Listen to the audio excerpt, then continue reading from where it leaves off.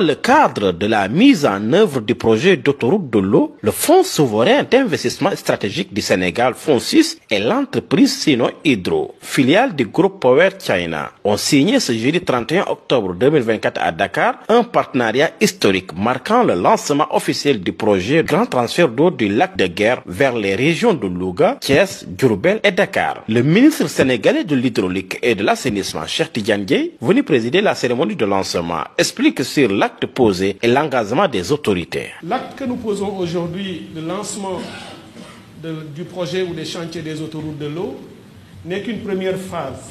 Il faut bien commencer par quelque chose. Mais cette ambition extrêmement forte et élevée du président de la République, c'est que dans les toutes prochaines années, qu'on ait une sorte de phasage de cette grande ambition des transferts pour que partout dans le pays, que l'eau puisse couler, l'eau puisse circuler par ces conduites ou quelquefois par des canaux à ciel ouvert, on verra pour les autres étapes, mais que partout où un Sénégalais vivra, qu'il ait de l'eau potable en quantité et en qualité suffisante, mais aussi cette eau multi-usage pour l'agriculture, pour l'élevage, pour la pêche, pour l'industrie et pour le reste.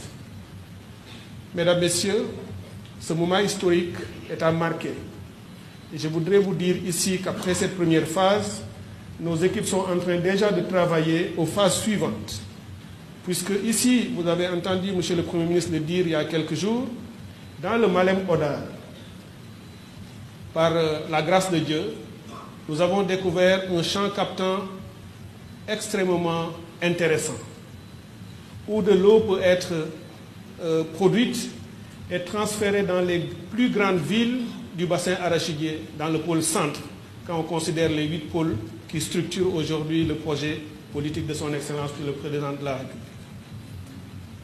Dans les prochaines années, Malem Hodar bien sûr, puisque l'eau partira de là-bas, et dans le nouveau paradigme qui va changer, nous n'accepterons plus qu'une eau soit produite quelque part, qu'elle traverse des villages dans de grandes canalisations et que ces villages n'aient pas accès à cette eau, puisque cette eau, dit-on, d'après les textes et nos règles actuelles, est destinée à des centres urbains, mais que ces localités traversées doivent rester dans des forages qui tombent souvent en panne, qui manquent de quasiment tout. Quand ce n'est pas l'électricité, c'est autre chose.